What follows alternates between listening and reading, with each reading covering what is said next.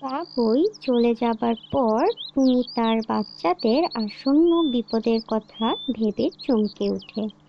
তাদের যদি পুষ্টিকর খাবার দিতে না পারে তবে বাচ্চারা পুষ্টিহীনতায় ভুগবে এবং তাদের বৃদ্ধিতে ব্যাঘাত সৃষ্টি হবে। তাহলে বাচ্চারা সময় মতো উঠতে পারবে না। এসব কথা চিন্তা করে টুনি তাদের খাবারের সন্ধানে যাবার প্রস্তুতি নেয়। যাবার আগে টুনি বাচ্চাদের বলে যায়, লক্ষ্মী ছানারা, আমি তোমাদের খাবারের সন্ধানে বের হচ্ছি। এখন টুনটুনির ছানারা অল্প অল্প কথা বলতে শিখেছে।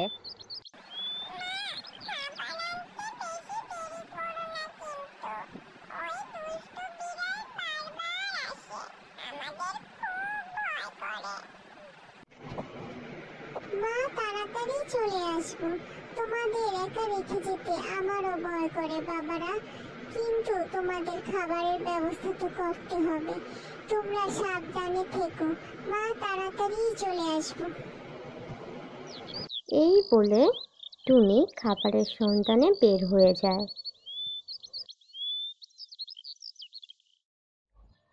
এভাবেই দিনের পর দিন যেতে লাগলো।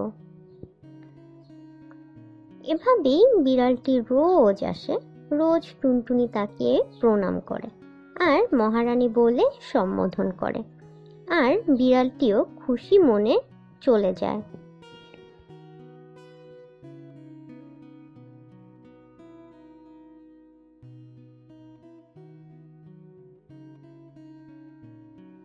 কিছু সপ্তাহ পর এখন টুনটুনির ছানাগুলো বড় হয়েছে। তাদের সুন্দর পাখা হয়েছে। তারা এখন আর চোখ বুজে থাকে না। তা দেখে টুনটুনি তাদের বলে, বাছারা, তোরা উঠতে পারবি বাবা? উঠতে পারবো। তবে উড়ে দেখা তো বাছারা।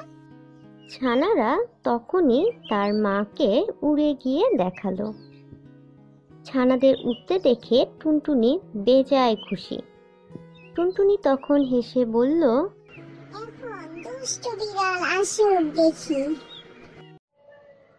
তার কিছুক্ষণ পর বিড়াল এসে টুনটুনিকে ডেকে বলল, কি করছিস লাটুনি? টুনটুনি তখন রাগ করে বিড়ালকে বলে উঠে, দূর হ, লক্ষ্মী ছাড়া বিড়াল। এই কথা বলে টুনি ও তার ছানারা উড়ে চলে গেল।